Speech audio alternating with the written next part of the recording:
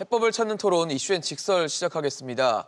부동산 시장이 본격 가을 이사철을 맞았습니다. 매매가 상승 속도는 다소 꺾였는데 이 전셋값이 심상치 않습니다. 우려했던 전세 대란이 현실화되는 거 아니냐라는 전망이 나오는데요. 그렇다면 전세 시장 앞으로 어떻게 흘러갈지 오늘 전문가들과 자세히 짚어보는 시간 준비했습니다. 한국건설산업연구원 두성규 선임연구위원, 창조도시경제연구소 이재문 소장, 김민만 부동산연구소 김민만 소장 나오셨습니다. 어서 오십시오. 안녕하세요. 안녕하세요. 네, 서울시 평균 아파트 매매가가 10억이 넘었다고 합니다. 지난 3월에 9억을 넘어서 굉장히 이제 9억까지 넘었구나. 종부세 기준마저 넘어섰다는 얘기를 했었는데 불과 6개월 만에 지금 매매가가 10억을 넘어섰고 이뿐만이 아니라 전셋값 자체도 굉장히 빠른 상승세를 보이면서 지난 8월에 평균 5억 원을 돌파한 이후로 계속적인 상승세를 보이고 있습니다. 집값도 오르고 전셋값도 오르는 그런 양상이 이어지고 있는 건데 글쎄요, 어떻게 보세요? 원인 어디에 있다고 보십니까? 네, 이제 전세 시장의 가격 상승 그리고 전세 대란이라는 용어는 사실은 이미 시작되는 게 아니라 이미 전세 대란에 들어와 있다고 볼 수 있습니다. 그래서 현재 지금 서울의 전세값 같은 경우에 있어서는 아파트의 전세값 같은 경우는 작년 7월 1일 이후에 65주째 이제 지속이 되고 있거든요. 1년 한 3개월 정도인데요. 상승률이 여전히 1년 3개월 이상 상승률이 여전히 지속이 되고 있다는 게 사실은 큰 문제입니다. 그래서 서울 같은 경우에도 0.08% 전주에 이제 상승률을 보여줬고요. 지금 경기도 같은 경우에는 0.21%에 해당될 정도로 사실 상승폭이 굉장히 가파릅니다. 가장 큰 어떤 전세 대란 혹은 전세 시장의 현재의 문제점은 전세 물량 자체가 충분히 마련되지 못하고 있다는 점이 가장 큰 것으로 보여지고요.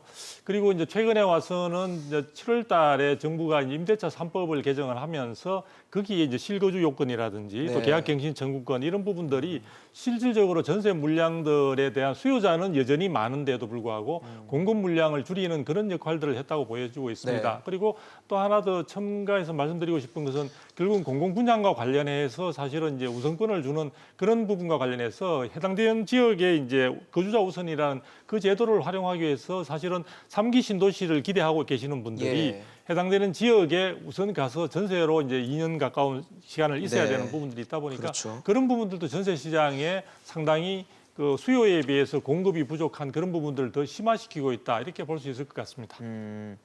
어떠세요, 소장님? 원인 어디서 찾을 수 있을까요? 일단 매물이 좀 감소됐다라고 이제 봐야 되겠죠. 물량 자체가 좀 줄었다는 물량 자체가 거죠? 이제 줄어들었는데 물량이 줄어든 요인은 이제 여러 가지가 있지만 어쨌든 수치적으로 보면 서울 같은 경우는 한 67% 정도의 전세 매물이 감소했거든요. 물론 일부는 저기 월세라든지 이런 걸로 전환이 됐을 수도 있고 그다음에 이제 대기 수요가 이제 증가하고 있죠. 어쨌든 사전 청약이라든지 이제 그런 부분이라서 대기 수요들이 주택을 구매하는 것보다는 어쨌든 좀 기다려서 이제 주택을 마련하자는 쪽으로 좀 전환이 된 것 같고요. 이제 가장 크게 이제 매물이 감소하게 된 주된 요인으로는 이제 계약갱신 청구권이 이제 행사된 것이 아닌가 이렇게 생각을 합니다.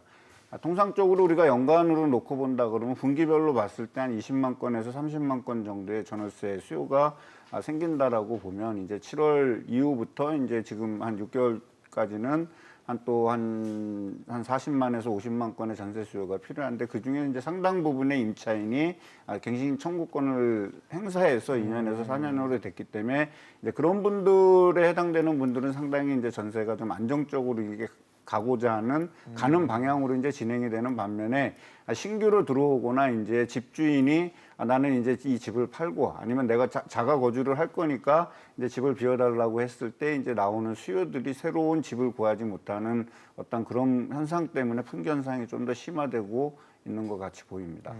사실 지금 현상도 문제긴 한데 앞으로에 대한 걱정도 할 수밖에 없는 게 지금 전세 가격 전망 지수라고 하잖아요. 앞으로의 전세가 가격이 어떻게 변할지를 하는 지수가 있는데 이게 보니까 100을 초과하면 이제 상승할 비율이 더 높다라고 판단을 하더라고요. 근데 서울 같은 경우 지금 143, 광주가 제일 낮았다고 하는데 광주가 107. 그래서 전국적으로 100을 밑도는 곳은 없다. 그 얘기는 이제 전세 가격이 더 앞으로 오를 것이라는 전망이 더 우세하다라고 볼 수 있을 것 같은데 그런 상황이면은 이런 상황이 더 악화될 수 있다. 집을 찾기 어려운 전세 물량을 찾기 어려운 상황이 더 심화될 수 있다라고 볼 수 있지 않을까 싶거든요. 네, 이제 지금 부동산 문제가 매매에서 전세로 좀 이동하는 상황을 보여주고 있거든요. 예. 매매를 보면 뭐 거래량도 줄어들고 일부 지역에서는 여전히 호가가 강세고 가격 몇 개 안 되는 매물들이 가격이 오르고 있지만 예. 전체적으로 보면 이제 상승폭도 둔화가 되고 물론 뭐 시장에서는 많이 올랐는데 이게 가지고 조정이냐 이렇게 말씀도 하시지만 예. 매매 시장은 어떻게 됐든지 굉장히 안정적인 상황을 보여주고 있는 상황인데 문제는 전세거든요. 매매와 전세는 약간 상반적인 부분이 있는데 네. 수요와 공급에서 찾아보면 매매 수요가 줄었다는 얘기는 결국에는 그 수요가 전세로 이동을 했다라고 보여지고요. 또 공급 측면에서 바라보면 다주택자들이 이제 매물을 내놓아야 되는데 정부가 규제가 굉장히 강화되면서 사실 다주택자들이 지금 취득세가 3주택 이상이면 12%가 나오는데 네. 전세 끼고 이게 투자하기가 굉장히 부담스러운 상황이거든요. 그래서 매물은 줄어들게 되고 수요는 또 그 3기 신도시 사전 청약 물량 또 나와서 수요는 늘어나면서 결국에는 수급 불일치가 생기고 이게 단기간에 해결이 되냐 그러면 쉽게 해결이 안 되는 문제가 이게 통계를 보면 그렇게 저는 통계보다 체감 수치가 더 높게 나온다고 생각을 하는 게 예. 우리가 소급 적용을 했잖아요. 임대차 3법을 소급 적용을 하니까 기존에 소급된 사람들은 그냥 눌러 앉아서 하니까 이게 통계에 안정적인 수치가 나오는데 실제로 지금 집을 구해야 되는 사람들, 전세집을 구해야 되는 사람들은 굉장한 고통을 호소하고 있고요. 가격 체감 상승폭도 굉장히 높거든요. 그래서 실질적으로 지금 시장에서 느끼는 전세의 문제는 굉장히 심각하다 보여지고 이게 단기간에 해결이 되냐 그러면 이게 쉽게 해결이 될 문제는 저는 아닌 것 같아요. 이게 해결이 되려면 우리가 과거를 돌아가 보면 전세가 언제 안정이 됐느냐 네. 우리가 생각을 해보면 입주 물량이 많이 나올 때 신도시 물량이 나오거나 최근에는 송파 헬리오시티 9,500세대 정도 물량이 나왔을 때 6개월, 1년 정도 전세가 안정이 됐는데 그 외의 지역에서는 그렇게 전세가 안정되지는 않고 전세는 꾸준히 상승을 했거든요. 근데 최근에 양상을 보게 되면 그 속도가 체감 속도는 더 가팔라질 것이고 몇 달 있으면 뭐 안정이 된다라고 하는데 제가 볼 때는 안정되는 근거는 잘 찾기가 힘들 것 같고요. 당분간 우리를 괴롭히는 우리의 부동산 시장을 괴롭히는 문제는 전세가 될 것 같습니다. 그러니까 아마 많은 분들이 궁금해하실 게 말씀하신 거를 궁금해하실 것 같아요. 전세값이 언제쯤 안정이 돼서 내가 원하는 집을 전세라도 좀 구할 수 있을까를 궁금해하실 텐데 앞서 말씀하신 것처럼 입주 물량이 늘었을 때 전세 가격이 안정이 됐다. 그 얘기는 혹시 그러면 3기 신도시처럼 입주 물량이 늘어나는 그 시점쯤에는 좀 전세값이 안정될 수 있다라고 판단하십니까? 3기 신도시 물량이 나올 때는 당연히 저는 안정이 되리라고 봐요. 그 시기 그게 물론 계속은 아닐 것이고 예. 물량이 나오나 1년에서 2년 정도는 안정이 되는데 3기 신도시 물량이 언제 나오냐라고 하면 사전 청약은 내년에 하지만 실질적으로 입주 물량까지 연결이 되려면 빨라야 5년 정도 시간 그렇죠. 걸리거든요. 본청약까지 그래서 저는 시간이 적어도 매매 시장은 이제 상당히 안정을 찾고 당분간 안정이 지속이 될 것처럼 보이지만 네. 전세 시장은 이제 시작이다. 이게 단기간에 해결될 문제는 아니고요. 짧게는 3년, 길게는 5년 정도는 우리를 굉장히 괴롭힐 것으로 생각이 됩니다. 앞서 김현미 장관의 발언이 나가긴 했는데 김현미 장관은 뭐 본인의 그 국토교통위원회 전체회의에서의 발언이에요. 몇 개월 후면은 전세 가격이 안정을 찾을 것이라 생각한다. 그러면은 지금 김희만 소장님 말씀과는 좀 다른 지금 몇 년을 앞에 두고 계신데 몇 개월 후라는 지점하고는 좀 차이가 있잖아요. 이게 몇 개월 후를 말씀하시면서 근거를 제시해 주셨다면 그렇죠. 우리가 납득을 할 수도 있잖아요. 저도 시장의 수요자인데 네네. 아 그래서 안정이 되는구나. 우리가 기다리면 되겠구나라고 하는데 그냥 몇 달 기다리면 안정이 된다는데 왜 안정이 되는 거야? 저도 공감이 안 되는데 시장의 수요자들도 공감을 할 수 없단 말이에요. 정책의 효과가 있으려면 시장의 수요자들이 공감이 되어야 되는데 이유 설명 없이 몇 달 지나면 안정이 될 거야. 우리 2017년도 파리 대책 발표될 때도 우리가 집값 잡을 테니까 기다려. 네. 가지고 있는 사람은 팔어. 안정될 거야라고 했는데 3년을 기다려도 안정이 안 됐단 네, 말이에요. 네. 전세도 저는 이게 굉장히 위험한 발언이라고 보는 게 굉장히 어려운 숙제지만 우리가 노력을 할 테니까 몇 년이 걸릴 수가 있지만 차분하게 기다려 달라라고 이렇게 시그널을 주면 되는데 몇 달이라는 시간을 못 박아버리게 되면 몇 달이 이제 3개월이 될 수도 있고 11개월이 될 수도 있겠지만 결국 11개월 후에 안정이 되냐 그러면 아마 사전 청약을 염두에 두고 하지 않았나 싶은 생각도 드는데요. 사전 청약은 사전 청약이잖아요. 이게 입주 물량으로 연결이 안 되기 때문에 이게 대기 수요는 줄어들 수는 있어요. 아, 집을 살려는 분들이 나 전세 살면서 기다릴래라고 하지만 전세 시장 입장에서 보면 오히려 반대 현상이거든요. 전세 수요가 늘어나는 부작용이 생기기 때문에 사전 청약을 염두에 두고 이런 발언을 하셨다면 저는 좀 근거가 없을 것 같고요. 네네. 우리가 모르는 다른 근거가 있다라고 한다면 좀 그걸 설명을 해주셨으면 좋을 것 같습니다. 어떠세요? 저 몇 개월이라는 숫자에 대해서 뭐 몇 개월이 지금 숫자는 정확히 없지만 예, 예. 왜 가까운 미래 안에 안정이 될 수 있다라는 기대감을 좀 국민에게 줄 수 있는 발언이잖아요. 그렇죠. 안정감을 줄 수 있는 발언인데 또 한편에서 보면 굉장히 무책임한 발언이죠. 왜냐하면은 지금 이제 실제로 우리가 조금 전에도 제가 말씀드렸다시피 전세 시장의 안정은 매매 시장과 마찬가지로 시장의 물량이 충분히 있을 때 그렇죠. 그때 이제 수요 공급이 균형을 이루면서 안정을 찾을 수 있는데 이제 김현미 장관께서 이야기하신 부분은 아마도 아까 말씀드린 뭐 사전 청약도 염두에 둔 것 같고 전반적으로 저분은 현장에 대한 현실 체감 부분에 있어서는 상당히 현실감이 동떨어지는 이제 그런 부분들의 말씀을 그동안도 많이 해오셨죠. 그래서 부동산 시장도 대책 발표하고 한 뭐 8주 정도 지나면 약 한 2달 정도 지나면 안정된다고 했는데 안정이 되고 있는지도 좀 의문이고 전세 시장 같은 경우에는 내년에 사전 청약 이야기를 많이 하고 있지만 사전 청약이 빨라야 내년 하반기입니다. 네네. 자, 그러면 하반기에서 사전 청약이 본격화되는 내후년으로 들어가게 되면은 저분은 장관직에 있지 않을 가능성이 많거든요. 정부가 바뀌는 상황이 되는 거니까. 그래서 아마도 그때쯤 돼서 비판이 있다 하더라도 본인은 책임에서 자유로울 수 있다는 그런 생각에서 지금 조금 제가 심한 표현을 하면은 그냥 쉽게 시장에 대해서 본인이 이해하신 대로 그냥 내던지는 것이 아닌가라는 생각이 듭니다. 그래서 현재 전세 시장은 말씀하신 대로 지금 조만간에 해결될 수 있는 가능성은 별로 없다고 봅니다. 왜냐하면 현재도 벌써 1년 3개월 동안 상승세가 지속이 되어 오고 있는데 그 예. 부분들을 조금 더 이렇게 낮추어 줄 만한 그런 부분들에 정부의 명확한 어떤 대안들이 없는 상태에서 사전 청약 제도가 그나마 시장의 불안감을 일부 해소시켜주고 또 사실은 나중에 충분한 시장 안정이 될 수 있는 부분을 감안할 수 있는 어떤 여지를 주는 것처럼 보였지만 그 부분에 대한 현실성에 대해서도 지금 전문가들이 말이 많고 또 3기 신도시 같은 경우는 뭐 조금 이따 다시 한번 말씀을 드리겠지만 현장에 있어서 지금 토지 수용이나 이런 과정에 있어서도 사실은 굉장히 많은 문제점들이 등장하고 있기 때문에 정부가 이야기하는 많은 전세에 대한 시장의 장밋빛 전망이나 이런 부분들은 국민들은 현장에서 당장에 있어서도 지금 전세 가격이 많이 오르면서 고통을 받고 있는데 사실은 굉장히 현실 동떨어진다. 하나만 제가 더 말씀을 드리겠습니다. 네. 지금 제가 자료를 찾다 보니까요.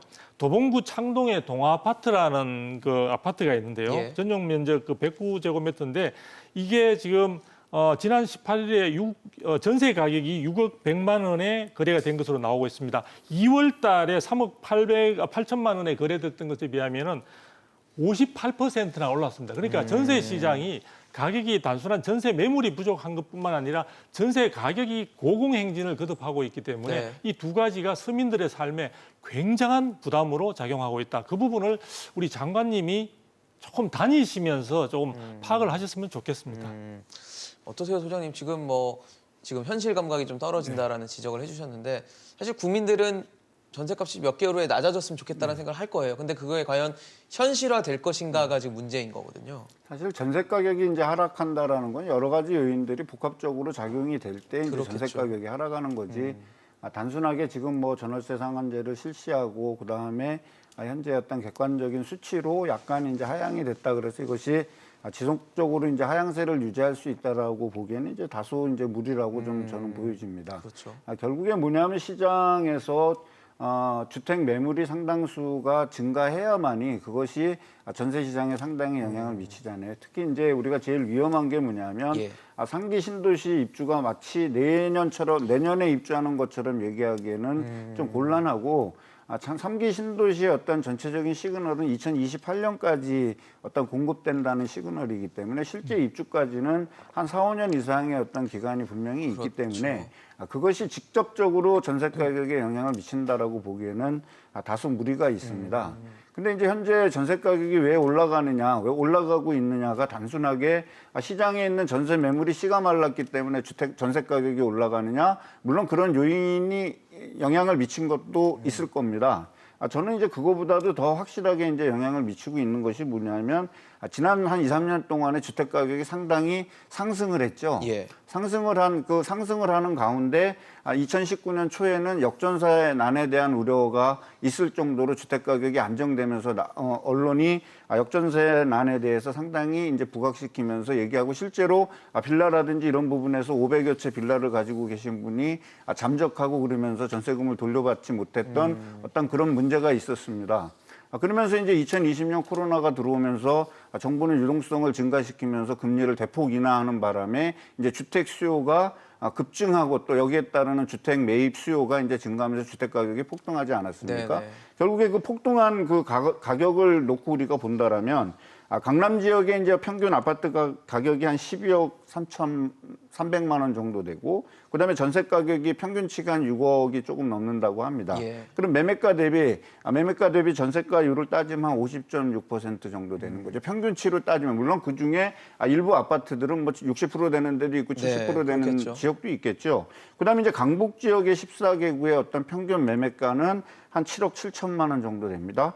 그다음에 여기에 이제 전세 가격은 이제 4억 한 2천만 원 정도 되니까 매매가 대비 전세가율은 강북이 54% 정도로 강남에 비해서 이제 강북이 높은 이유는 이제 중저가 아파트들이 많이 네네. 이제 강북에 포진돼 있기 때문에 이제 이런 부분이 올라왔죠. 자, 가격이 이렇게 낮고 평균적으로 봤을 때 매매가 대비 한 50% 정도대가 유지가 됐는데 예. 이것이 60%, 65%대까지 좀 매매가 대비 전세가 비율이 높아진다면 전세 가격은 당연히 상승하게 되는 것이죠. 그러니까 정부가 정책을 내놓을 때에는 여러 가지 요인을 반영해서 매매가 대비 전세가율이 낮았을 때 아니면 이것이 상승하는 억제 요인은 무엇이 있을 수 있다라고 얘기를 해주고 그다음에 이 3기 신도시를 비롯한 공급 대책들이 이 전세가에 어떤 영향을 미치는 부분에 있어서 전세 가격을 하락시키는 요인이 있을 것이고 그다음에 지금까지 정부가 부동산 정책을 폈을 때 지금 이제 다주택자들이라든지 법인이라든지 이제 이런 부분들 그다음에 한시적 일가구 2주택자들이 이제 올해까지 판다라고 했을 때에는 예. 그런 물량들이 추가적으로 나올 수 있으니까 국민은 정부를 믿고 기다리게 된다라면 지금 지나치게 상승하고 있는 전세 가격이 일정 시간이 지나게 되면 하향 안정세 내지는 이렇게 유지될 것이다라는 어떤 사례를 근거로 한 어떤 정책을 발표하셔야 되는데 지금 선문답을 하고 있는 거죠. 시장은 막 올라가고 있는데 몇 달 기다리면 떨어집니다. 몇 달 떨어집니다. 그게 이렇게 얘기를 그것이, 하다 보니까 실망으로 정책의 이어지죠. 불신을 더 키우는 불신과. 거죠. 근데 실질적으로 전세 가격은 지역별 편차는 보이고 있지만 일부 지역엔 안정, 또 일부 지역에는 급상승, 네네. 또 지방을 중심으로 한 지역에서는 오히려 전세금을 돌려주지 못해갖고서 허구에서 깡통전세라고 보증이 하는. 네. 3천억이 넘는 어떤 이런 것도 초래하기 때문에 예. 단편적으로 시장을 이렇게 될 거다라고 얘기하는 거는 아니라고 저는 이제 그렇죠. 생각을 워낙 합니다. 국지적으로도 많은 변화들이 네. 다르게 나타나고 있는데 사실 뭐 일부를 전체화시켜서 판단하기에는 좀 무리가 있는 사례들이 있지만 앞서 두 박사님이 창동 사례를 들어주시면서 네네. 전셋값이 굉장히 폭등을 했다라는 네네. 얘기를 해주셨어요. 근데 저희가 전셋값이 폭등을 한다라고 하면 많은 분들이 갭 투자에 대한 우려를 또 합니다. 전셋값이 매매값에 가까워지다 보니까 그러면 정부가 갭 투자하는 사람들의 일부 상당수를 투기 세력으로 간주하고 적으로 규정하고 있는 상황에서 이런 상황에서 갭 투자를 또 늘릴 수밖에 없는 그런 요인이 되진 않을까? 그럼 나는 또 집을 구하기 어려운 상황이 되지 않을까? 그렇죠. 이런 걱정을 할 수밖에 없거든요. 갭 투자가 부동산에 뭐 아주 소액의 자금을 가지고도 충분한 고수익을 올릴 수 있는 중요한 수단으로 돼 있고 또 젊은 분들이 사회 초년생이나 이런 경우에도 주택을 마련할 수 있는 하나의 계기가 되기도 했는데요. 그렇죠. 실제 이제 갭 투자 부분과 관련해서는 사실은 자산 가치가 급등하는 가운데 대출이라든지 또 전세금의 비중이 굉장히 높다든지 이러한 요건들을 이제 갖추어야 됩니다. 그렇죠. 근데 이제 정부가 갭 투자 부분에 대해서는 6.17 대책을 통해서 지금 한 3개월 전이죠. 6.17 대책을 통해서 그 부분들을 굉장히 강하게 지금 막았습니다. 그래서 예. 지금 규제 지역, 투기과열지구나 투기 지역으로 있는 쪽에 있어서 사실 3억 이상의 주택을 매입했을 경우에 있어서는 지금 보면은 전세 대출 보증도 지금 제한하고 있는 네. 상황들이고요. 또 예를 들어 전세 대출을 받아가지고 그 부분을 가지고 투기과열지구에 이제 주택을 샀던 경우에는 즉시 사실은 그 부분들 갭 투자를 했을 때에는 자금을 회수하는 네네, 그런 쪽이 지금 돼 있기 때문에 현재로서는 또 그뿐만 아니라 직접 또 취득하는 데 있어서 취득세도 지금 굉장히 아까 부담이 말한 대로 크죠. 다주택자가 지금 갭 투자를 할 수 있는 여건 자체가 굉장히 지금 제도적으로는 정부가 다 막아놓은 상황이기 때문에 그리고 지금처럼 시장이 사실은 전세 시장은 이렇게 굉장히 많이 이제 달아오르고 가격도 지금 많이 오르고 있는 상황이지만 매매 시장은 일단 수치상으로 본다면은 강보합 정도의 수준에서 계속 5주째 0.01 서울 시내 아파트 같은 경우는 머무르고 있는 점을 감안한다면은 현재는 갭 투자를 한다는 것 자체가 그렇게 많은 사람들이 관심을 가질 만한 그런 매력 있는 수단으로 부각되기는 좀 어렵지 않을까. 정책적으로 막아놨기 네네. 때문에. 그래서 저는 갭 투자 부분은 지금 현재로서는 주택을 갭 투자라기보다는 주택을 마련해야 되는 부분이 전세 자금이나 전세를 안고 사는 부분들의 경우에는 있을 수는 있겠지만 현재 그것을 수익을 목적으로 하는 투자의 용도로서는 그렇게 바람직한 현재 방법은 현재로서는 아니다. 그래서 그 갭 투자가 늘어날 가능성은 없고요. 오히려 지금 김현미 장관께서는 갭 투자로 인해서 많은 그거를 규제를 하고 있기 때문에 물량들이 나올 거고 또 법인에 대한 어떤 여러 가지 보유 네. 물량도 나올 그렇죠. 거고 해서 시장 안정 요인으로 바라보고 있는 상황들이기 때문에 이 상황에 굳이 정부와 맞서서 갭 투자를 하는 것은 조금 무마할 수 있다는 생각도 듭니다. 근데 사실 갭 투자를 할 수 없는 지금 환경이 조성이 돼 있다라고 하면 결국 그래도 전세값은 오르는 상황일 거잖아요. 이 일부 지역이라는 데서. 그럼 결국은 전세를 구하는 사람들에게는 부담이 크고 전세 대출을 받기 어렵고 이러면은 결국은 전세를 구하기 어렵다라는 결과로 귀결되지 않을까라는 싶거든요. 이게 전세가 굉장히 풀기 어려운 숙제거든요. 차라리 매매 가격 상승 같은 경우는 네네. 구매 능력을 규제해서 대출 규제라든지 세금 규제를 해서 막아버리면 단기간에 뭐 안정적인 수치가 나올 수는 있는데 예.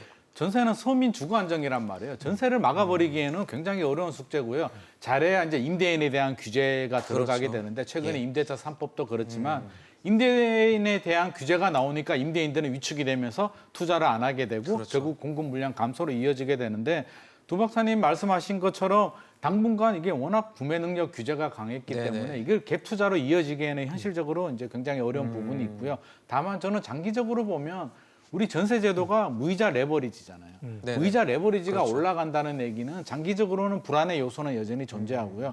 갭 투자의 근간 존재의 이유는 결국에는 매매가와 전세 가격의 차이, 그 갭의 네. 차이가 줄어들면 줄어들어서. 그 갭 투자의 여력이 커지는 건데 당장은 힘들겠지만 최근에 이제 매매 가격이 많이 상승했잖아요. 2017년, 18년, 19년, 20년 많이 그렇죠. 상승을 해서 어떻게 보면 이제 유동적인 시세, 호가는 많이 올랐는데 이게 이제 시세로 인정을 받느냐 시장에서 이제 굉장히 혼란을 느끼게 되는데 전세 가격이 올라가게 되면 결국에는 매매 가격을 떠받쳐 주게 되면서 이게 올랐던 시세들이 확정적 시세가 되고요. 네네. 지금 올랐던 전세 가격이 고착화가 되면 지금 당장은 아니겠지만 시간이 지나게 되면 또 상황이 다르잖아요. 또 매매 가격이 하락할 수도 있고 정권이 바뀌어서 규제가 풀어진다든지 뭐 여러 변화가 가지 있을 상황이 수 있죠. 달라졌을 예. 때 갭 투자의 하나의 불씨가 되지 않을까. 우리가 과거를 돌아가 보면 MB 정부 시절에 서민 주거 안정을 위해서 우리가 전세 자금 대출 제도를 도입했단 말이에요. 그렇죠. 그러면서 전세 가격이 급상승하게 되면서 2016년까지 우리가 전세는 아니라고 할 정도로 전세 가격이 굉장히 많이 급등을 하고 갭이 줄어들었는데 그 줄어든 갭이 결국에는 2017년에서 2020년 매매 가격 폭등의 하나의 원인이 되었다고 생각을 하거든요. 그래서 전세 난이 지금 1년 한 6개월 정도 상승을 하고 있고 앞으로도 한 3, 4년, 5년 정도 더 상승을 한다면 당장은 아니겠지만 몇 년 후에 또 매매 시장에 또 다른 불씨가 되지 않을까 싶어서 정부는 당장 그냥 임대인만 규제하고 통계 수치만 안정적인 수치만 원할 것이 아니라 좀 면밀히 검토를 해서 몇 년 후에 생길 수 있는 부작용에 대해서도 충분히 좀 대응을 할 수 있는 일관성 있는 정책이 좀 필요할 것 같습니다. 그러니까 여기 김인만 소장님 말씀에 이어서 제가 조금 더 덧붙인다면 예. 사실 뭐 다주택자들에 의해서 이제 갭 투자를 한다라는 거는 현실적으로 이제 불가능한 어떤 그런 상황이 돼 있죠. 근데 이제 중요한 거는 이제 우리가 시중에서 회자되는 얘기 중에 똘똘한 한 채라는 얘기도 나오고. 그렇죠. 그렇게 됐을 때는 이제 무주택 갭 투자자들이 이제 있을 수 있다라는 거죠. 결국에 뭐냐면 네네. 내가 현재 전세는 살고 있지만 네네. 인기 지역에 내가 주택을 미리 사놓고 이제 하겠다라는 어떤 그런 무주택 갭 투자자에 대한 어떤 그런 부분들은 아직 규제가 무방비한 그런 상황이기 때문에 이제 무주택 갭 투자자들의 어떤 유입을 정부가 얼만큼 사전에 차단할 수 있느냐에 따라서 어떤 갭 투자가 다시 한번 부각된다든지 이렇게 되는 거를 좀 막을 수 있는 포석이 아닌가 이렇게 생각합니다. 무주택 갭 투자자라는 거는 제가 주택이 없는데 내가 다른 지역에서 다른 지역에 한 채를 살지만 사서 내가 여기다 인기 갭 투자를 지역에 한다는 미래의 거죠. 주택 가치가 상승할 거를 위해서 지금 전세를 끼고서 주택을 사겠다라는 거지 않습니까? 갭 그럼 투자는. 사실상- 근데 이 갭 투자가 예. 서울 지역에 아까도 제가 말씀드렸지만은 매매가 대비 전세가율이 점점 올라가게 되는 상황에서는 자기 자본 비율이 상당히 낮아질 수 있다라는 여지가 있습니다. 예. 근데 이 낮아지는 이 여지가 있다 하더라도 9억 이상의 주택에서는 주택담보대출을 통해서 어떠한 주택을 구입하기는 어렵지만 제한이 되니까. 신용대출이라든지 보험대출이라든지 기타 어떠한 대출 등으로 인해서 이것이 자금이 유입될 수 있다 그러면 또다시 어떠한 하나의 불씨가 될 수 있는 요소가 될 수 있다라는 거는 조금 우리가 좀 생각을 해봐야 될 것 같습니다. 사실 지금 뭐 전세 시장, 또 전월세 시장의 또 가장 큰 변화 중에 하나는 이 전월세 전환율일 겁니다. 4%였던 이 전월세 전환율이 2.5%로 낮아지는데 월세 전환마저 이제 집주인들이 어떻게 보면 제한을 받게 되는 그렇죠. 거잖아요. 제약을 받으면서 그러면 집주인들이 뭐 매물을 거두거나 이러면서 혹시 또 매물 품귀 현상으로 이어지진 않을까 하는 우려도 있는데 어떻게 보십니까? 그 가능성은 충분히 있습니다. 전월세 전환율 같은 경우에는 상당히 이제 심리적으로 어떻게 보면은 전세가 월세로 전환되는 부분에 있어 압박감을 줘가지고 그렇죠. 사실은 이제 전세 가뜩이나 전세 매물이 품귀 현상을 빚고 있는 이 부분들을 막기 위해서 정부가 어떻게 보면은 개인 간의 임대차 계약에 있어서 사실은 정부의 규제나 법령을 통해서 제약을 가하는 부분이기 때문에 바람직한 것은 아닌데요. 그만큼 이 전월세 전환율을 이렇게 낮췄다는 것 자체가 월세로 가능한 한 전환되지 못하도록 하고 또 과도기적으로 지금 반전세 부분이 급증하고 있는 부분에서 전세 물량을 그나마 좀 붙잡아 보려는 정부의 고육지책이 아닌가 이렇게 이제 보여지는데요. 문제는 지금 전세 매물이 이미 급감하고 있고 또 집주인들이 실거주 요건들에 여러 가지 관련되는 법령에 따라서 실거주를 하려고 하는 경우들이 지금 많이 늘어나고 있는 상황들이기 때문에 제가 볼 때는 이 전월세 전환율이 가지고 있는 의미는 시장의 심리적인 어떤 그런 작동은 하겠지만 실제 강제력이 있느냐? 지금 강제력이 없는 상황이거든요. 전월세 전환율. 예, 전월세 전환율을 4%에서 2.5%로 전환율을 하라고 얘가 관련되는 법 규정은 개정이 되었지만 이 부분을 만일 하지 않았을 때 예. 하지 않을 때 그러면 어떤 처벌을 어떤 받거나. 처벌을 받거나 이런 부분은 없습니다. 왜냐하면 주택임대차보호법이나 이런 부분들이 실질적으로 이 부분과 관련해서 어떤 강제력을 갖는 그런 부분들은 아닌 것으로 알고 있고 또 사인 간의 거래에 해당되는 부분이니까 정부가 그렇게 하지 않았을 때 그 부분이 예를 들어 지금 등록 임대주택 같은 경우에는 제재를 당연히 이제 가하는 그런 부분들이 있을 수 있겠지만 지금 임대차보호법상에 있는 일반적인 어떤 거래에 있어서는 이 부분들에 대한 강제력이 확보되어 있는 상황들은 아니기 때문에 제가 볼 때는 전월세 전환율은 하나의 시장에 있어서 전체적인 임대인과 임차인 간에 있어서 기준점을 이렇게 변화됐다는 부분들을 제시하는 그런 정도의 의미로서 저는 이해를 하고 있습니다.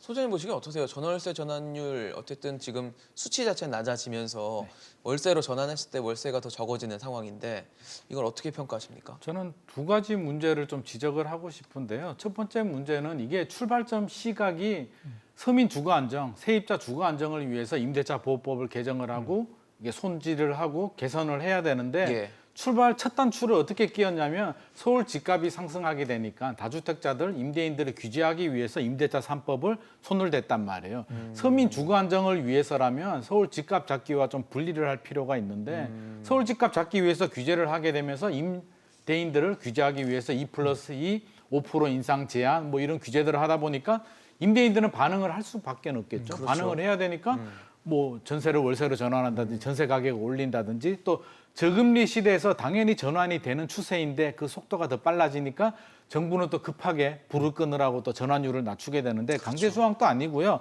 또 두 번째 저희가 약간 불만이 있는 건 충분히 논의를 해서 서민 주거 안정 굉장히 중요하잖아요. 2+2 당연히 필요하고요. 2년이 너무 짧으니까 늘려주는 거는 좋은데 충분히 예상할 수 있는 부작용이란 말이에요. 5% 인상 제한이 과연 어떤 부작용이 생길지 제가 볼 때는 5% 인상 제한은 너무 무리인 것 같고요. 세입자들도 안 올려주겠다는 것이 아니거든요. 과도한 인상 제한을 좀 막아달라는 거지. 그렇죠. 2년 더 살면서 5% 인상 제한이면 2년 후에는 더 많이 오를 수가 있잖아요. 그래서 한 10%나 20%에서 자율적으로 뭐 규제를 한다든지 협의를 한다든지 이렇게 해주면 좋은데 규제를 하고 나니까 이제 전세에서 월세로 또 전환 속도가 빨라지니까 허겁지겁 또 전환율을 또 낮췄단 말이에요.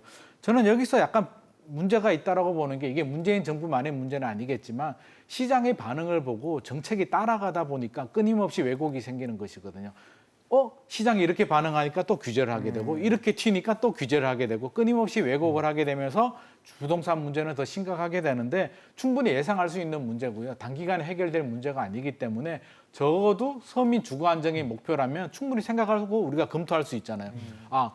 2+2가 되면 어떤 부작용이 생기고 5% 인상 제한이면 어떤 문제가 생기고 전환이 되었을 때 어떻게 해야 된다라는 충분한 로드맵을 가지고 일관성 있는 정책을 준비해서 추진을 해야 되는데 시장의 수요자들이 보기에는 정부가 너무 급하고 아마추어처럼 반응을 하니까 규제, 반응을 하니까 규제, 신뢰가 떨어지게 되면서 네. 오히려 더 부작용이 커지지 않나 싶어서 좀 더 면밀하고 분석되는 좀 제대로 된 정책이 필요할 것 같습니다. 어떠세요? 그러니까 정책의 타당성 여부는 좀 논의를 하고요. 예. 그다음에 이제 전월세 상한제를 우리가 실시하는 주된 이유는 이제 임차인에게 전세에서 월세로 전환했을 때 어떤 임대료 부담을 좀 줄여주고, 줄여주겠다. 그다음에 네. 이제 임대인에게는 꼭 전세를 월세로 바꾸는 것이 능사는 아니다라는 어떤 경고성 효과는 저는 시그널이군요. 있다라고 보여집니다. 그렇지만 이거는 이제 전월세 상한제가 시행되는 건 신규 계약이 시행되지 않고 재계약일 경우에 이제 시행되는 상황이기 그렇죠. 때문에 이것이 시장에 미치는 영향은 제가 봤을 때 상당히 좀 낮을 거라고 보여지고, 결국에 뭐냐면 임대인의 재정 능력에 따라서 전환의 숫자가 많아진다라고 볼 수 있겠죠. 결국에 보증부 월세로 바꾼다 하더라도 예. 임대인이 보증금의 일부를 돌려줄 수 없다라면 바꾸고 싶어도 못 바꾸는 어떤 그런 상황이 만들어지지 않겠습니까? 그래서 전체 시장에 미치는 영향은 조금 약하지만 어떤 시장의 가이드라인을 제시할 수 있는 어떤 그 정도로 우리가 이제 좀 뭐 본다라면 전월세 전환율의 어떤 하향 추세는 어떤 임차인 보호에 방점을 둔 정책 중에 이제 하나라고 저는 보고 있습니다. 사실 앞서서 세 분이 모두 다 지적을 해주시고 언급을 해주셨던 부분인데 이 3기 신도시 사전 청약 관련 내용입니다. 지금 3기 신도시의 사전 청약이 뭐 이르면 내년 하반기부터 시작이 하반기. 되는 상황인데 거기 보면은 의무 거주 요건이라고 있잖아요. 앞서 말씀해 주셨던 2년은 본 청약 전까지 2년을 거주를 해야 이 청약을 시도할 수 있는 권한이 생기는데, 그러다 보니까 아직 본 청약이 시간이 남아 있기 때문에 야, 이제라도 저 3기 신도시를 도전할 수 있는 지역에 가야겠다. 그렇죠. 그래서 뭐 집을 사서 갈 수는 없으니까 집을 사러 가는 건데 집을 사서 갈 수는 없으니까 전세라도 가야겠다. 그래서 3기 신도시로 지정된 지역에 지금 전세 가격이 굉장히 오르고 있고 오르고 있습니다. 또 매물이 나오잖아요. 품귀 네, 현상. 네, 네. 전세 물량 품귀 현상이 나타났는데 글쎄요. 3기 신도시가 부동산 시장에 미치는 영향 어떻게 좀 판단하십니까? 그렇죠. 3기 신도시는 정부가 사실은 공급 부족에 대한 여러 가지 어떤 많은 비판들에 있어서 하나의 나름대로는 확실한 어떤 대안이라고 생각해서 내놓는 방안이라고 볼 수 있는데요. 근데 문제는 3기 신도시가 1기 신도시나 2기 신도시에 비해서 서울에 근접했다는 그런 어떤 가장 강점에도 불구하고 사실은 굉장히 많은 여러 가지 이제 비판들을 지금 받아오고 있는 상황들입니다.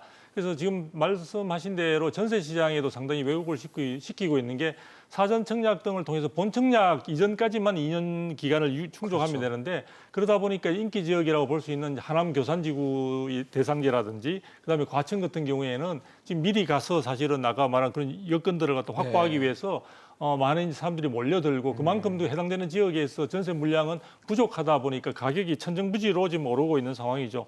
그런데 이제 중요한 것은 저는 3기 신도시 정책과 관련해서 보면서 정부가 공급 부족에 대한 불안감을 해소시켜주기 위해서 내놓는 방안이긴 하지만 이 부분이 현실성 있게 사람들에게 하나의 완전한 물량으로 다가가기 위해서는 상당히 많은 넘어야 될 난관이 많다고 지금 보여집니다. 일단 지금 그 추진하는 과정에서 해당되는 지역의 지역 주민이라든지 또는 해당되는 지자체장들이 굉장히 강하게 반발을 하고 있습니다. 뭐 과천 같은 경우에도 마찬가지고요. 그렇죠. 하남도 마찬가지고 상당히 반발을 많이 하고 있고, 그 부분과 관련해서는 뭐 해당되는 지역에 공공과 관련되는 주택이 들어올 경우에는 집값 하락에 어떤 그런 빌미를 줄 수 있다는 부분, 또 교통 체증의 문제, 환경에 대한 훼손의 문제 등등해서 굉장히 많은 문제들이 지금 제기가 되고 있기 때문에 사실은 이 부분과 관련해서 저는 3기 신도시 자체가 부동산 문제를 해결할 수 있는 근본적인 도깨비 방망이 같은 하나의 한방이냐라는 부분에서는 상당히 좀 의문입니다. 그리고 하나 잘 생각을 하셔야 되는 게 이 부분에 지금 공공택지 개발을 통해서 공급되는 물량은요, 많은 분들이 거기에서 전체가 다 분양 물량으로 공급되는 거로 알고 계세요. 정부가 이야기할 때 예를 들어 30만 수도권 30만 공급할 때 30만 가구가 거의 분양 물량으로 알고 물량처럼. 계신데, 제가 볼 때 정부가 당초 한 50%는 임대 물량 또 예, 예. 나머지 50%는 분양 물량으로 했다가 지금 시장 상황이 여의치 않으니까 분양 물량을 늘려간다는 인상을 지금 표현들은 하고 있습니다. 그런데 상당 부분에 있어서 분양 물량은 많은 분들이 생각하는 공공 분양 물량은 상당히 제한적일 수 있다는 부분. 그래서 이 부분과 관련해서 많은 분들이 5년 최소한 5년 이상을 갖다가 거기에만 사실은 모든 미래의 희망을 걸고 있도록 하는 것은 서민들에게 자칫하면은 우리가 많이 쓰는 그 희망 고문이 될 수 있다는 점에서 사실은 이 3기 신도시가 현실성으로 가는 과정에 정부가 지금보다 배전의 노력을 더해야 되는 상황들이거든요. 사실 지금도 지자체라든지 해당되는 지금 오히려 그 해당되는 지역에 있어서는 그 부분과 관련해서 지금 시민단체까지 지금 만들어져 있는 상황들인데 그 부분의 해결을 위한 노력들은 보이지 않고 정부는 당초 계획대로 LH를 앞세워서 그냥 밀고 간다라는 쪽만 이야기를 하고 있기 때문에 자칫하면 한 개인 서민들의 삶에 있어서 인생 계획을 굉장히 어그러지게 할 수도 있다는 점에서 보다 더 추진력을 힘만 가지고 할 것이 아니라 시장에 있는 그 많은 해당되는 이해관계자들을 설득시키고 또 서민들에게 정말 지금은 전세 임대주택보다는 내 집 마련의 꿈이 지금 커지고 있으니까 그렇죠. 그런 분양 물량에 대해서도 더 조율할 수 있는 부분들을 현실화할 수 있도록 지금도 계속 노력을 해야 됩니다. 그 네. 괜히 엉뚱한데 힘을 쓰시면 안 될 것 같습니다. 네, 사실 지금 뭐 문제점을 좀 지적을 해주셨는데 글쎄요. 지금 사실 현실적으로 집을 좀 저렴하고 합리적인 가격에 구한다고 생각했을 때 꺼내들 수 있는 카드가 청약이잖아요. 네. 그냥 사기에는 부담스럽고 3기 신도시 같은 경우는 또 분양가 상한제도 적용이 되면 거기서 합리적인 선택을 할 수 있을 거라고 기대를 하기 때문에 많은 분들이 도전을 하시는 건데 어차피 지금 집을 구하기 어려운 상황이라면 누구나 3기 신도시에 대한 욕심을 가질 수 있잖아요. 네. 그러면 이런 문제를 과연 정부가 어떻게 잡을 수 있을까라는 걱정이 되거든요. 3기 신도시 같은 경우는 이제 단기와 장기로 좀 구분해서 우리가 생각을 할 필요가 있을 것 같고요. 단기적으로 보면 매매 시장 안정에는 도움이 되는 것 같습니다. 집을 살려고 뭐 불안한 분들이 또 사전 청약 물량이 나온다라고 하니까 기다리게 되고요.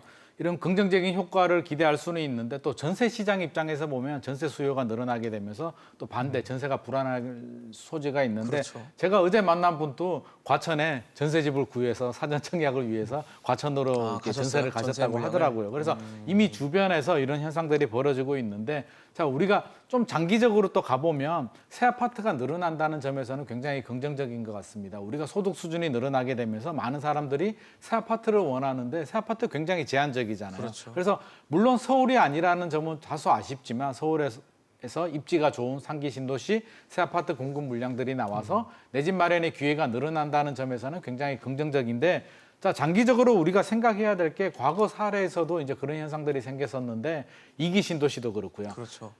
발표될 때는 부동산 시장이 굉장히 과열이 되니까 정부는 부동산 시장을 안정시키기 위해서 공급 계획 일환으로 신도시 개발을 발표하게 되는데 이게 실제로 시간이 3년, 5년이 지나서 분양을 하게 되고 입주 시점이 되면 부동산 시장 분위기가 반전이 되면서 이게 계속 상승을 해주면 괜찮은데 침체나 오히려 하락을 하게 되면 이게 미분양이 생기게 되고요. 또 사전 청약 물량, 포기 물량이 생기게 되면서 상당히 부담이 됐거든요. 물론 그 후에 부동산 시장이 다시 회복을 하게 되면서 그런 문제들이 다 클리어가 됐지만 앞으로 3년, 5년 후 3기 신도시가 실제로 물량이 나올 때 부동산 시장이 지금처럼 이렇게 강세를 떼주면 아무런 문제가 없겠지만 반대 현상이 생겼을 때 그 30만 호의 공급 물량 부담은 우리가 지금 예상하지 못하는 어떻게 굉장히 해소할 큰 것인가. 부담이 될 수는 있거든요. 그래서 그걸 지금 예상을 하고 준비는 할 수는 없겠지만 그런 점도 고려를 해서 분양 물량과 임대 물량을 적절히 준비를 해서 지금 분양 물량이 많이 필요하다라고 해서 뭐 분양 물량을 늘리고 임대 물량을 너무 많이 줄이기보다는 중장기적으로 이제 계획을 짜고 분석을 해서 그런 점도 면밀하게 좀 검토를 할 필요는 있을 것 같습니다. 그렇죠. 아무래도 뭐 인구가 감소하는 국면에 있고 이런 것들을 다 감안을 좀 해서 뭔가 만들어야 될 것 같은데 3기 신도시가 결국 부동산 시장에 어떻게 영향을 줄 거라고 보십니까? 저는 상당한 긍정적 영향을 미칠 거라고 보고요. 일단 공급 수급 부족이라는 어떤 그 큰 문제에 있어서 해결책이 상당 될수 부분이 있다. 이제 해소될 거라고 생각합니다. 제가 이제 조금 우려를 하고 있는 건 뭐냐면 예. 2019년도에 주택 가격이 약간 하락하면서 상기 신도시 공급에 무역론이 나왔었죠. 상기 신도시 네. 공급하지 말자. 저는 이제 정부가 강력한 의지를 가지고 상기 신도시는 추진을 해야 된다라고 보고 그리고 상대적으로 이제 열악해지는 2기 신도시의 어떤 부분들을 그렇죠. 어떻게 접목시킬 것인가가 이제 저는 가장 중요한 숙제죠. 거라고 보여지고요. 현재 이제 국토부에서 이제 발표한 자료를 보게 되면 내년 한 7월쯤에 이제 사전 청약분이 이제 들어가지 않습니까? 예. 내년 7월까지의 어떤 주택 시장의 어떤 변화, 그다음에 청약 시장의 변화, 그다음에 공급이라든지 어떤 이 주택 시장이 가격 안정세라든지 전세 가격이 이제 만약에 안정된다 그랬을 때에는 3기 신도시의 사전 청약분에 대한 열기도 상당히 시들해질 수 있는 가능성도 저는 있다라고 봅니다. 따라서 우리가 주택 시장을 판단할 때에는 지금 당장의 어떤 보이는 열기라든지 이런 걸로 판단하기보다는 앞으로의 시장 상황이 어떻게 변화하느냐에 따라서 어떠한 식의 기대 이상의 효과가 나올 수도 있고 가격이 폭등할 수도 있고 또는 가격이 하락할 수도 있습니다. 폭등하는 건 금방 올라가지만 가격이 하락하는 거는 저지선이 있기 때문에 상당히 횡보를 하는 어떤 그런 경향이 있다는 것까지 인식을 해주면 되겠습니다. 지금 전세를 이사 갔습니다. 3기 신도시를 인근에 있는 전셋집으로 갔는데 올해 7월에 예를 들어서 사전 청약을 하게 되면 1년 이상 해당 지역에 거주를 해야 되지 않습니까? 그 거주 요건을 채울 수 없다라는 거죠. 그렇다면 내가 지금 비싼 가격을 주고 전세 가격이 올라가는 그 지역에 갔다 하더라도 결국에 내가 청약하지 못한다면 그 다음을 기다려야 되는 상황이 있기 때문에 지금 당장 제가 생각했을 땐 급하게 이주하고 이런 거보다도 호흡을 한 호흡 멈추고 그 다음에 시장 상황을 보면서 이전해도 저는 이제 뭐 사전 청약이 매년 나오지 않겠습니까? 그렇게 된다 그랬을 땐 그렇게 지금 내가 당장 이사하지 않아도 그렇게 늦은 어떤 그런 국면은 아니다라고 좀 말씀드리고 싶습니다. 알겠습니다. 지금 뭐 주택 시장 관련해서 얘기를 해봤는데 지금 뭐 부동산 시장에 꼭 주택만 있는 건 아니죠. 상가도 부동산에 포함되는 부분인데 최근에 동대문 인근에 있는 이 두산타워 상인들이 코로나19 사태로 워낙 이제 매출도 안 나오고 장사 너무 힘드니까 건물주에게 월세를 깎아달라고 요구를 했더라고요. 근데 지금 이거 어떻게 보면 상가 건물 임대차 보호법이 개정된 이후에 첫 번째 사례라고 할 수 있는데 글쎄요. 지금 뭐 상가 임대차 보호법 자체가 어쨌든 임대료 부담 좀 줄여주고 임차인들의 보호를 해주겠다라는 측면의 취지의 법안인데 과연 이게 실제로 임대료 부담 감소로 이어질 수 있을 거라 보십니까? 어떻게 보세요? 저는 조금 우려하시나요? 어둡게 지금 보고 있는데요. 이번에 사실 상가 임대차와 관련해서 이제 그 상가 임대차 보호법이 개정된 부분은 그나마 이제 코로나 사태로 해서 굉장히 모든 우리 상권들이 굉장히 힘들어하고 있는 상황이 어려운 상황에서 사실은 이제 임차인들 즉 세입자들의 어떤 여러 가지 어려운 사정들을 조금 뭔가 좀 보전해 줄 수 있는 그런 부분들을 모색하기 위한 게 들어간 것 같고요. 그래서 이번에 그 명칭도 보면 1급 감염병 등에 의한 경제 사정 변동도 하나의 이 임대료 감면 부분을 청구할 수 있는 사유로 이제 포함시켰다는 지금 의미를 갖고 있는 거죠. 그러면은 코로나19로 인한 경제 상황의 악화 이것도 포함이 된다고 볼 수 있는 그러니까 거잖아요. 이제 저 부분에서는 저런 코로나로 인해서 상대방 임대인에 대해서 임대료 부분들을 감액해달라고 청구할 수 있는 권한이 이제 생기게 됐다. 거죠. 항목이 구체화됐다. 명분이 구체화됐다. 그 전의 경우에는 이제 해석을 필요로 하는 부분이다 보니까 힘들었는데 구체화했다는 점은 상당히 좋은데요. 주택임대차보호법과 마찬가지로 상가임대차보호법 같은 경우에도 상인들 즉 상인들의 입장은 충분히 이해가 되지만 그 건물주나 이런 어떤 임대인의 입장은 완전 도외시하고 있는 점들이 좀 아쉬운 것 같아요. 그러니까 임대인과 임차인이라는 게 임대차 시장에서 두 축을 이루고 있는데 지금 임차인들이 굉장히 어려울 것이라는 쪽에서 그 한쪽 편에 손만 들어주는 그런 양상이다 보니까 실질적으로 이 부분이 임대인들의 반발을 많이 불러오고 있고 오히려 지금 어려운 상황에서 서로가 좀 협조하면서 양보하는 가운데 이런 부분들이 원만하게 이루어지는 사적 계약의 어떤 영역의 그 특징들을 살려내는 쪽으로 법 개정을 가져가셔야 되는데 항목을 넣고 너 이제부터 세입자들은 건물주에게 임대료 부분에 삭감을 할 수 있다. 이렇게 이제 요구할 수 있는 항목을 넣었다고 해서 이게 개선될지는 의문이고요. 또 하나는 이번에 처음에 할 때 그 여당 쪽에서 법안 발의를 하면서 굉장히 강제력 있는 내용을 넣었습니다만 이 부분도 결국은 임대차에 있어서의 그 법적인 어떤 특징을 감안해서 그 강제력 있는 부분들을 갖다가 빼버렸습니다. 그렇죠. 실제 그러다 보니까 실제 청구는 할 수 있지만 건물주가 나도 좀 어려운데 그 부분에 대해서 동의할 수 없다라고 했을 때는 그 부분은 결과적으로는 임대차 분쟁조정위원회나 결국은 법원의 어떤 재판 등을 통해서 해결해야 된다는 사실은 그 현실적으로 굉장히 그거는 뭐 불가능한 거나 마찬가지예요. 이게 오랜 시간 걸릴 거고 어떤 결과가 나올지 알 수도 없잖아요. 예, 그리고 건물주와 세입자 간의 그 갈등이 심화되는 상황에서 그 세입자가 온전하게 마음 편하게 또 영업을 할 수 있을 것인가에 대해서 의문도 있기 때문에 네. 저는 이번에 상가 임대차 보호법과 관련된 개정에 있어서는 임차인에 대한 보호는 큰 효과는 없는 가운데 정치권에서 뭔가 한 건 했다는 하나의 보여주기식 하나의 입법의 대표적인 사례가 아닌가 이런 생각이 듭니다. 네, 짧게만 좀 두 분 의견 좀 들어볼게요. 김 소장님 어떠세요? 지금 임대료 부담 뭐 임대인도 국민이고 임차인도 국민입니다. 다 고려를 해야 되는데 워낙 갑을 하면은 늘 을로 이제 임차인들이 많이 치부가 되다 보니까 이렇게 보호를 하려고 했던 것 같거든요.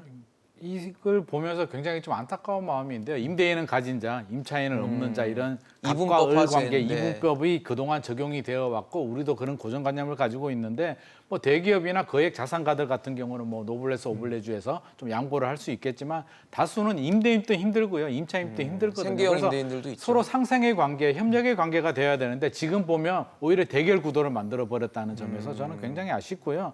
임대인이 손해보고 임차인의 혜택을 보게 되면 결국 임대인은 또 칼을 벼르면서 또 더 많은 것을 나중에 증가를 시킨다든지 문제가 생겨서 독이 될수 저는 있고. 정부에서 이런 문제가 생겼을 때 법을 만들고 법으로 모든 것을 쉽게 해결하려고 하지 말고 그러면 임대인들이 양보했을 때 임대인들한테는 뭘 해줄 수 있을까? 정부가 그럴 수는 있잖아요. 임대인들도 그렇죠. 대출을 많이 받았다면 대출 이자를 좀 감면을 해줄 수 있는 뭐 그런 조치를 취하든지 세제 혜택을 주든지 하면 임대인들도 임차인한테 혜택을 주면서 나도 혜택을 받기 때문에 서로가 윈윈할 수 있는데 지금을 보면 가진 자들, 임대인은 가진 자들이니까 너희가 일방적으로 양보해. 싸워라 하는 식의. 이런 대결 구도는 좀 바람직하지 않는 것 같고요. 이런 좀 당근 정책도 나와서 서로 윈윈할 수 있는 협력의 관계가 되었으면 좋겠습니다. 일단 어떠세요? 뭐 상생이 기본이죠. 상생이 기본이고 그렇죠.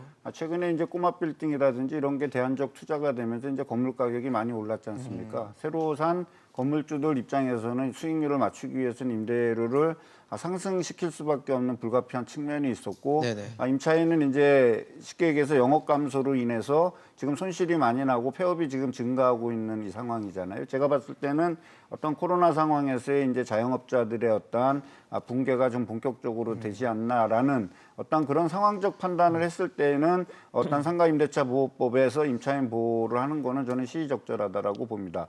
마찬가지로 김인만 소장님 얘기했듯이 당근과 채찍을 좀 병행할 수 있다라면 더욱 좋겠지만 결국에 뭐냐면 임대인들이 아무리 높은 임대료를 받고 수익률을 맞추려고 하더라도 그 건물에 있는 상인들이 쉽게 얘기해서 폐업을 하거나 이렇게 됐을 땐 결과적으로 속출할 수 없는 문제가 그렇죠. 생길 수밖에 예, 없기 공실이 때문에 돼버리면 뭐 아무 우리가 효과가 없는 거니까요. 상생이 필요한 거고 과거에 이제 이 부분하고 약간 다른 사례지만 젠트리피케이션이라든지 이런 걸로 해서 지나치게 임대료를 올림으로 때 인해서 상권 자체가 다 무너져버리는. 무너져버리는 그런 사례를 우리가 봤기 때문에 예. 이것은 꼭 법에 의해서 어떠한 규제를 하기 위해서 내가 임대료를 못 올리고 깎아주지 못한다 이런 게 아니라 결국에 뭐냐면 같이 더불어 사는 사회에서 지금 상생의 시점이 필요한 그런 그 좀 뭐라 그럴까 좀 그런 마음을 법안이나 이런 것도 그런 필요하겠죠. 마음을 가지고 예. 이걸 우리가 받아들여야지 이건 꼭 법이니까 이 임대인과 임차인을 이렇게 구분해 갖고서 한다라는 그런 거는 좀 다소 무리가 있는 거 아닌가 저는 이렇게 생각합니다.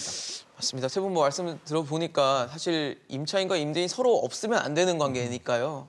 좀 상생하고 화합할 수 있는 그런 좀 방향성을 가진 정책들이 나오면 하는 바람이 생깁니다. 오늘 두성 교수님 연구위원 이재문 소장, 김인만 소장과 함께했습니다. 고맙습니다. 감사합니다.